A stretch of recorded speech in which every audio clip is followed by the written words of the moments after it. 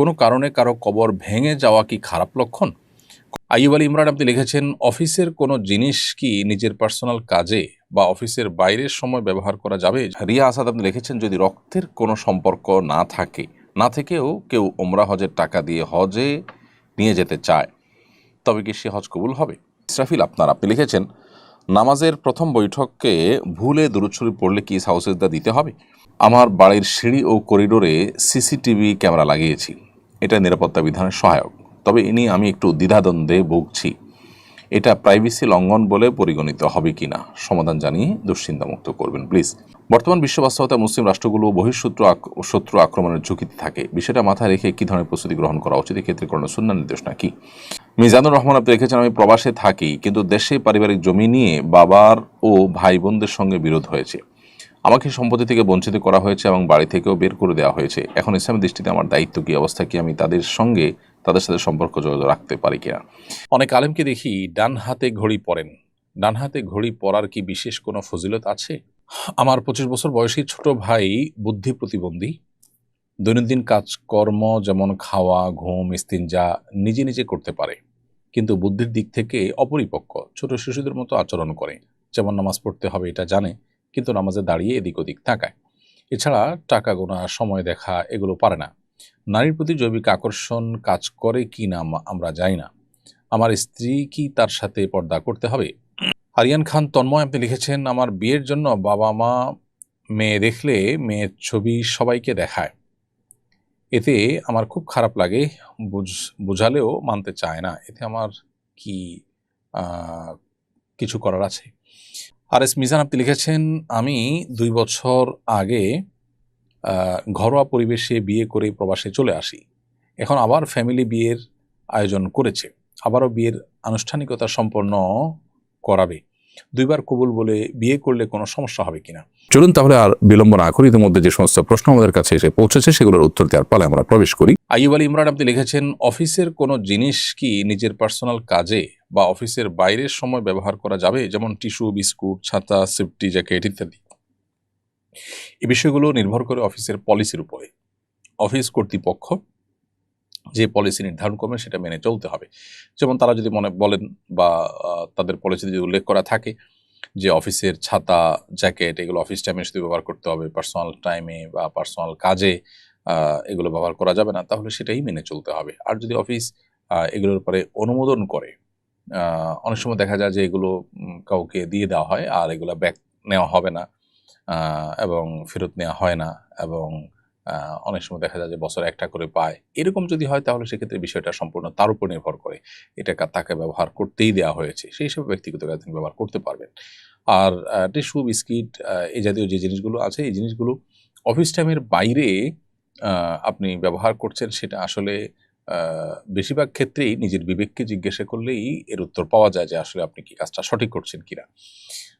আপনি অফিসের যে বিস্কিট বা টিস্যু সেটা নিয়ে গেলেন, অফিস টাইমের বাইরে আপনি বাসায় ব্যবহার করলেন, অন্য কোথাও ব্যবহার করলেন, সেটা যে খেয়ানত সেটা বোঝার জন্য কর্তৃপক্ষের পলিসির দিকে তাকাবার প্রয়োজন নেই। হ্যাঁ, আপনাকে আপনার জন্য একটা বিস্কিটের প্যাকেট বরাদ্দ আছে অন্য সবার মতো করে, আপনি আপনার প্যাকেটটা নিয়ে গেলেন, সেটা ভিন্ন বিষয়। তো এই বিষয়গুলো মূলত আমানতদারিতার প্রশ্ন। এখানে মালিক পক্ষের কোনো ক্ষতি হলে তারা ডিউটিতে আপনাকে ব্যবহারের জন্য কিছু দিয়েছেন, সেটা আপনি ডিউটিতে ব্যবহার করবেন, ডিউটির বাইরে সেটা আপনি নিয়ে যাবেন না। একান্ত আপনার জন্য বরাদ্দকৃত জিনিস সবার জন্য আছে এবং সেটা বহনযোগ্য, আপনি নিয়ে নিলেন, সেটা ভিন্ন বিষয়। রিয়া আসাদ আপনি লিখেছেন, যদি রক্তের কোনো সম্পর্ক না থেকেও কেউ ওমরা হজের টাকা দিয়ে হজে নিয়ে যেতে চায়, তবে কি সে হজ কবুল হবে?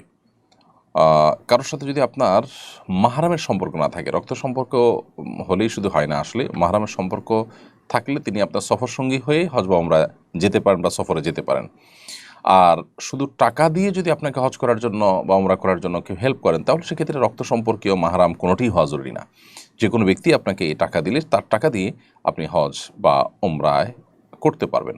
কিন্তু তার সাথে যদি নিয়ে যাওয়ার ব্যাপার থাকে, তাহলে সে লোকটা রক্ত সম্পর্কীয় শুধু না, তিনি আপনার মাহরাম হতে হবে, যার সঙ্গে আপনার বিবাহ বন্ধনে আবদ্ধ হওয়া হারাম একজন আরেকজন। সেরকম মানুষকে সঙ্গে নিয়েই হজে শুধুমাত্র যেতে পারবেন। অতএব রক্ত সম্পর্ক নাই এরকম মানুষ, সে আপনার অফিস কলিগ হতে পারে, অন্য কেউ হতে পারে, আপনাকে টাকা দিয়ে সাথে নিয়ে হজে যাবেন, এটি আপনার জন্য জায়েজ হবে না। আপনার সফরটা মাহরাম পুরুষকে সাথে নিয়ে হতে হবে। ইসরাফিল আপনি লিখেছেন, নামাজের প্রথম বৈঠকে ভুলে দুরূদ শরীফ পড়লে কি সাউসেজদা দিতে হবে? এর উত্তর হলো যে নামাজের প্রথম বৈঠকে যদি ভুলে দেওয়ার পরে আপনি আত্মাহতের পর দুরূদ শরীফ পড়ে ফেলেন, তাহলে শেষে সিজদা সাহু দিতে হবে ফোকায়ে আহনাফের মতে। ফোকাহে হাম্বলি যারা আছেন, হানাবেলা ফকি যারা আছেন, হাম্বলি ফকিদের মতে, সৌদের উলামাকের মতে দিতে হবে না। আর হানাফি উলামা ইকরামের মতে, বাংলাদেশের বিষয় মানুষ হানাফি থট ফলো করে থাকেন, সেই থট অনুযায়ী সিজদা সাহু আপনাকে দিতে হবে এবং আল্লাহুম্মা সাল্লি আলা মুহাম্মদ এইটুকু বা এর বেশি অংশ পড়ে ফেললেই আপনাকে সিজদা সাহু দিতে হবে। আমার বাড়ির সিঁড়ি ও করিডোরে সিসিটিভি ক্যামেরা লাগিয়েছি, এটা নিরাপত্তা বিধানের সহায়ক, তবে এ নিয়ে আমি একটু দ্বিধাদ্বন্দ্বে ভুগছি, এটা প্রাইভেসি লঙ্ঘন বলে পরিগণিত হবে কিনা, সমাধান জানিয়ে দুশ্চিন্তামুক্ত করবেন প্লিজ।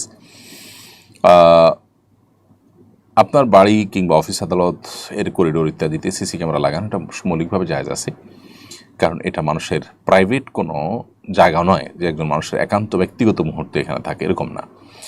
এটা যেহেতু পাবলিক প্লেসের মতোই সবার চলাচলের জায়গা, বিধায় এখানে সিসি ক্যামেরা থাকাটা দর্শনীয় নয়। তবে একান্ত প্রাইভেট মুহূর্ত মানুষ যে সমস্ত জায়গাগুলোতে কাটায়, যে সমস্ত জায়গাগুলোতে মানুষের ব্যক্তিগত আপনার মুহূর্তগুলো অতিবাহিত করে, সেখানে সিসি ক্যামেরা লাগানো জায়েজ হবে না। বর্তমান বিশ্ব বাস্তবতায় মুসলিম রাষ্ট্রগুলো শত্রু আক্রমণের ঝুঁকিতে থাকে, বিষয়টা মাথায় রেখে কী ধরনের প্রস্তুতি গ্রহণ করা উচিত, এক্ষেত্রে কোরআন সুন্নাহর নির্দেশনা কি? কোরআন কারীমে আল্লাহ তাআলা আমাদেরকে পরিষ্কার নির্দেশ করেছেন, ওয়াইদুল লাহুম মাসতাতা'তুম মিন কুওয়া, তোমরা তাদের জন্য, তোমাদের শত্রুদের জন্য প্রস্তুতি গ্রহণ করে থাকো। এতে কী হবে, আল্লাহর দুশমন, তোমাদের দুশমন যারা আছে তাদেরকে তোমরা সতর্ক করতে পারবে, তাদেরকে তোমরা বার্তা দিতে পারবে, তারা ভীত সন্ত্রস্ত থাকবে তোমাদের উপরে। তো এই জন্য প্রস্তুতি গ্রহণ করার নির্দেশ স্বয়ং আল্লাহ তাআলা কোরআনেই করেছেন এবং এই আয়াতের ব্যাখ্যায় পরিষ্কারভাবে নবী সাল্লাল্লাহু আলাইহি ওয়াসাল্লামের হাদিস রয়েছে, মুফাসসিরিন ইকরামের পরিষ্কার উক্তি রয়েছে যে এখানে প্রস্তুতি বলতে আলা আন্নাল কুওয়াতা আর-রামি, এখানে যুদ্ধের প্রস্তুতির কথা বলা হয়েছে। অতএব সেটি করাটা গুরুত্বপূর্ণ, আমাদের সেটা করতে হবে। বিশেষ করে আমরা প্রত্যেকটা মানুষই, বিশেষ করে যারা মুসলমান, তারা তাদের জীবনকে আল্লাহর উদ্দেশ্যে নিবেদন করা এবং শাহাদাতের মৃত্যুর তামান্না করা, এটা তাদের জীবনে অন্যতম স্বপ্নের জায়গা। আজকের পৃথিবী আমাদেরকে জেহাদকে আমাদের কাছে এমনভাবে তুলে ধরেছে যে জেহাদ মানেই বা আল্লাহর জন্য লড়াই করা মানেই হলো সন্ত্রাস, নাউজুবিল্লাহ। যার কারণে অনেক মুসলমানও আমরা দ্বিধাদ্বন্দ্বে ভুগি এ ব্যাপারে এবং আমরা বিভ্রান্তিতে পড়ে যাই, অনেকে ঈমান হারা হওয়ার মতো অবস্থায় চলে যাই। এটা ঠিক যে জেহাদের নামে যদি কেউ অন্যায় করে, সন্ত্রাস করে, সেটা তো সন্ত্রাস অবশ্যই নিষিদ্ধ। বাট জেহাদ যদি এই যে আপনার জেহাদ, যে কোরআন সুন্নাহ যে জেহাদের কথা বলেছে, সে জেহাদ যদি হয়তো সেটা কেন সন্ত্রাস হতে যাবে? সেটাকে শুধু বিশ্বাস করা নয়, বরং আল্লাহ শক্তি, সামর্থ্য, তৌফিক, সুযোগ দিলে সেটাতে সামিল হয়ে শাহাদাতের মৃত্যু এটা কামনা করা, এটা বরং ঈমানদারের জন্য গুরুত্বপূর্ণ। বিধায় এসব বিষয়গুলোর আলোচনা পর্যালোচনাও এটা জেহাদের অংশ, বিধায় সেটা আমাদের মধ্যে থাকতে হবে। এটা যদি না থাকে তাহলে সেক্ষেত্রে আমাদের আজকে যে দুরবস্থা দেখতে পাচ্ছি মুসলিম মিল্লাতের, সেটি আরও বাড়তেই থাকবে। মিজানুর রহমান আপনি লিখেছেন, আমি প্রবাসে থাকি কিন্তু দেশে পারিবারিক জমি নিয়ে বাবার ও ভাই বোনদের সঙ্গে বিরোধ হয়েছে, আমাকে সম্পত্তি থেকে বঞ্চিত করা হয়েছে এবং বাড়ি থেকেও বের করে দেওয়া হয়েছে। এখন ইসলামের দৃষ্টিতে আমার দায়িত্ব কি, অবস্থা কি, আমি তাদের সাথে সম্পর্ক যোগাযোগ রাখতে পারি কিনা? তারা আপনার প্রতি যে জুলুম করেছে সেটা অন্যায় এবং সেই অন্যায়ের বিরুদ্ধে আপনি প্রতিকার পাওয়ার জন্য যে কোনো যথাযথ উদ্যোগ গ্রহণ করতে পারেন, সে অধিকার আপনাকে ইসলাম দিয়েছে। কিন্তু একই সাথে আপনি তাদের সাথে আত্মীয় হিসাবে মিনিমাম সম্পর্ক বজায় রাখার চেষ্টা আপনার করা দরকার। তারা আপনার প্রতি জুলুম করেছে দেখে আপনি তাদেরকে ছিন্ন করে থাকবেন, এমনটি করা উচিত নয়। কারণ বিষয়ে সহিহ বুখারীর বিখ্যাত হাদিস রয়েছে নবী করিম সাল্লাল্লাহু আলাইহি ওয়াসাল্লাম থেকে, যেটা আব্দুল্লাহ ইবনে ওমর রাদিয়াল্লাহু তাআলা বর্ণনা করেছেন যে নবীজি আলাইহিস সালাম বলেছেন, লাইসাল ওয়াসিলু বিল মুকাফি, যে ব্যক্তি আত্মীয় হিসাবে কেউ কোনো কিছু দিলে সে সমান সমান দেয়, এই ব্যক্তি আত্মীয়তার সম্পর্ক রক্ষাকারী নয়। এটা তো বিনিময় দেওয়া, এটা তো যে কোনো মানুষের প্রতি আমরা করবো, হাল জাযাউল ইহসান ইল্লাল ইহসানের উপর আমল করে, যে কেউ আমার প্রতি ইহসান করেছে আমি ইহসান করবো, এটা তো সাধারণ মানুষের জন্য প্রযোজ্য। কিন্তু যারা আত্মীয় হবেন তাদের জন্য হলো আত্মীয়তার সম্পর্ক ছিন্ন করার পরিবর্তে আত্মীয় সম্পর্ক রক্ষা করা। ওয়ালাকিন্নাল ওয়াসিল আল্লাযী ইযা কুতিআত রাহিমুহু ওয়াসালাহা, মূলত আত্মীয়তার সম্পর্ক রক্ষাকারী হলো সে যে ব্যক্তি আত্মীয়তার সম্পর্ক রক্ষা করলেও সে বরং সেখানে আরও সম্পর্কটাকে জোড়া দেওয়ার চেষ্টা করে। সম্পর্কটাকে ভালো করার চেষ্টা করে, বিধায় সেই চেষ্টাটা আমাদের থাকতে হবে। অনেক আলেমকে দেখি ডান হাতে ঘড়ি পরেন। ডান হাতে ঘড়ি পরার কি বিশেষ কোনো ফজিলত আছে? ঘড়ি ডান কিংবা বাম যে কোনো হাতেই আসলে পরা যায়। যারা ডান হাতে পরেন তারা এই চিন্তা থেকে পরেন যে নবী করিম সাল্লাল্লাহু আলাইহি সাল্লাম ডানকে পছন্দ করতেন, আর ঘড়ি হাতে দেওয়া ভালো কাজ, যে কোনো পজিটিভ এবং ভালো কাজে ডানকে অগ্রাধিকার দেওয়াটাই হলো সুন্নাহ, সেই হিসেবে ডান হাতে অনেকে পড়েন। আবার যারা বাম হাতে পড়েন তারা তাদের কাছে বাম হাতে পড়ার কোনো যৌক্তিকতা আছে, সেজন্য তারা পড়েন। অবশ্য ডান বাম দুই হাতের যে কোনো হাতেই ঘড়ি পরা যায়, কারণ এটি হলো অনেকটা আংটি পরার মতো। আংটি নবী করিম সাল্লাল্লাহু আলাইহি সাল্লাম থেকে ডান হাতে বাম হাতে উভয় হাতে পরার বিষয়টি প্রমাণিত। অতএব কেউ চাইলে ঘড়ি ডান হাতে পড়তে পারেন, কেউ চাইলে ঘড়ি বাম হাতেও পড়তে পারেন, আংটির মতো নবী সাল্লাল্লাহু আলাইহি সাল্লামের। আমার 25 বছর বয়সী ছোট ভাই বুদ্ধি প্রতিবন্ধী। দৈনন্দিন কাজকর্ম যেমন খাওয়া, ঘুম, ইস্তিনজা নিজে নিজে করতে পারে, কিন্তু বুদ্ধির দিক থেকে অপরিপক্ক, ছোট শিশুদের মতো আচরণ করে। যেমন নামাজ পড়তে হবে এটা জানে, কিন্তু নামাজে দাঁড়িয়ে এদিক ওদিক তাকায়। এছাড়া টাকা গোনা, সময় দেখা এগুলো পারে না। নারীর প্রতি জৈবিক আকর্ষণ কাজ করে কি না আমরা জানি না। আমার স্ত্রী কি তার সাথে পর্দা করতে হবে? যদি বুদ্ধি প্রতিবন্ধী হয়ে থাকে আপনার ভাই, তাহলে সেক্ষেত্রে নারীর প্রতি তার আকর্ষণ আছে কিনা এই জিনিসটাকে বিভিন্নভাবে পরখ করা যেতে পারে, এবং সেটা নিরূপণ করে তার উপরে আপনার এখানে করণীয় ঠিক করতে হবে। যদি নারীর প্রতি তার আকর্ষণ থাকে, তার যদি আকর্ষণ বোধ থাকে এবং নারীর গোপন যে বিষয় আছে সেই বিষয়গুলো যদি সে বুঝে, তাহলে সেক্ষেত্রে তার সাথে পর্দা করতে হবে। আর যদি সেগুলো না বুঝে, তাহলে সেক্ষেত্রে তার সাথে পর্দা না করলে চলবে। আল্লাহ তাআলা বলেছেন, আবিত্তাবিঈনা গায়রি উলিল ইরবা মিনার রিজালি আও ইত্তিফলিল লাযীনা লাম ইয়াযহারু আলা আওরাতিন নিসা। যারা মেয়েদের গোপন বিষয়গুলো বা মেয়েদের স্পেশাল বিষয়গুলো সম্পর্কে যাদের তেমন কোনো ধারণা নেই, সেরকম ছোট বাচ্চা, শিশু, অবুঝ, তাদের জন্য শরিয়ার পর্দার বিধান প্রযোজ্য নয়। তো এক্ষেত্রে আপনার ভাই এর পরিস্থিতিটা কি সেটা আপনাকে নানাভাবে পরখ করে বের করতে হবে। যদি আপনি সেটা একান্তই বের করতে না পারেন এবং সন্দেহ থাকে, তাহলে সেক্ষেত্রে সন্দেহের ঊর্ধ্বে ওঠার জন্য পর্দা করাটাই হলো শ্রেয় এবং উচিত। আরিয়ান খান তন্ময় আপনি লিখেছেন, আমার বিয়ের জন্য বাবা মা মেয়ে দেখলে মেয়ের ছবি সবাইকে দেখায়, এতে আমার খুব খারাপ লাগে, বুঝালেও মানতে চায় না, এতে আমার কি কিছু করার আছে? ভাই আরিয়ান খান তন্ময়, আপনার বাবা মা আপনার বিয়ের জন্য যখন মেয়ে দেখেন, পাত্রীর ছবি অন্য পুরুষদেরকেও দেখান, তাদেরকে আল্লাহর ভয় যেমন আপনার দেখানো উচিত, ঠিক তেমনিভাবে বিচক্ষণ বিদগ্ধ আলেম ওলামা যাদের প্রভাব তাদের উপরে আছে, তাদের মাধ্যমে তাদেরকে বিষয়টাতে আপনার সংশোধনী আনা উচিত এবং তাদেরকে বোঝানো উচিত। পরপুরুষ দেখলে আপনি ছাড়া, অর্থাৎ পাত্র ছাড়া অন্যরা, অন্য পুরুষরা ওই পাত্রীর ছবি দেখা নাজায়েজ এবং গুনাহ, এই ধারণায় হয়তো তাদের নাই। আর আপনি সন্তান হিসাবে আপনার কথা তারা হয়তো কেয়ার করছেন না। এজন্যই আপনি মসজিদের ইমাম সাহেব, আপনার আশেপাশের আলেম ওলামা, অন্যদের দিয়ে আপনি তাদেরকে বোঝানোর চেষ্টা করতে পারেন। আর এরপরও যদি তারা এই অন্যায় করেন, আপনি চেষ্টা করেছেন বোঝাবার জন্য, আপনি উদ্যোগ নিয়েছেন, তারপরেও তারা যদি সেটার উপরে আমল না করে বা সেটাকে কেয়ার না করে, তাহলে ইনশাআল্লাহ আশা করা যায় যে আল্লাহ তাআলার কাছে আপনার কোনো দায় থাকবে না, কারণ আপনি আপনার চেষ্টা করেছেন।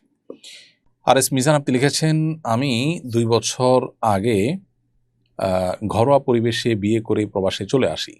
এখন আবার ফ্যামিলি বিয়ের আয়োজন করেছে, আবারও বিয়ের আনুষ্ঠানিকতা সম্পন্ন করাবে। 2 বার কবুল বলে বিয়ে করলে কোনো সমস্যা হবে কিনা? ভাই মিজান, বিবাহ মূলত প্রথমবার যেটি হয়েছে সেটি বিবাহ চূড়ান্ত হিসেবে হয়ে গেছে। পরবর্তীতে যে বিবাহের আয়োজন করা হয়েছে সেটি নিছকই একটি শো অফ বলতে পারেন, সেটা নিছকই একটি আপনার আনুষ্ঠানিকতা বলতে পারেন, যেটার উপরে বিবাহ নির্ভরশীল নয়। বিবাহ মূলত প্রথমটি হয়ে গেছে এবং প্রথমটির পরেই বিবাহের যে বিধিবিধান, বিবাহ সংশ্লিষ্ট যে আপনার উপর অবশ্য কর্তব্য এবং পালনীয় বিষয় আছে, সেগুলো আপনার উপর বর্তায় এবং চলে আসছে। পরেরটা হওয়া না হওয়াতে শরিয়ার কোনো পার্থক্য তৈরি হয় না, বিধায় পরের বিয়েটা নিছকই আপনাদের পারিবারিক আনুষ্ঠানিকতা মাত্র এবং অনর্থক, এবং দ্বিতীয়বার ইজাব কবুলের কোনো প্রয়োজনও নেই। আবার দ্বিতীয়টার কারণে আপনার প্রথম বিয়ের কোনো ক্ষতিও হবে না, বিধায় দ্বিতীয় বার আপনি প্রস্তাব এবং সম্মতি, ইজাব কবুল এবং আগদ এটা সম্পন্ন করেছেন, এটাতে প্রথম বিয়েতে কোনো প্রভাবও পড়েনি। কোনো কারণে কারো কবর ভেঙে যাওয়া কি খারাপ লক্ষণ? কবর ভেঙে গেলে কি মৃত ব্যক্তির ব্যাপারে কুধারণা করা যাবে, কিংবা কুধারণা করলে কোনো গুনাহ হবে কিনা? উত্তর হলো, কবর কোনো কারণে ভেঙে যাওয়াটা এটা অস্বাভাবিক কোনো বিষয় নয়, এবং এটা মৃত ব্যক্তি বা কবরস্থ লোকটির খারাপ হওয়ার কোনো লক্ষণও নয়। আমরা অনেকে মনে করি যে কবর ভেঙে যাচ্ছে মানে কবর তাকে রাখছে না বা কবর তাকে গ্রহণ করছে না, লোকটা খারাপ, সেজন্য এই কথাগুলো একেবারেই অমূলক এবং ধারণাপ্রসূত কথা, এগুলোর কোনো ভিত্তি নেই।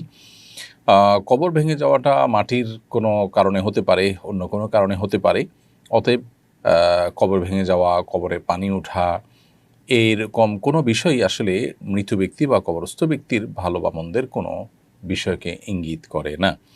বিধায় শুধুমাত্র কারো কবর ভাঙতে দেখে বা ভাঙা কবর দেখে বা কবরে পানি উঠেছে এটা দেখে ওই মৃত ব্যক্তি সম্পর্কে কুধারণা করলে সেটি গুনাহ হবে।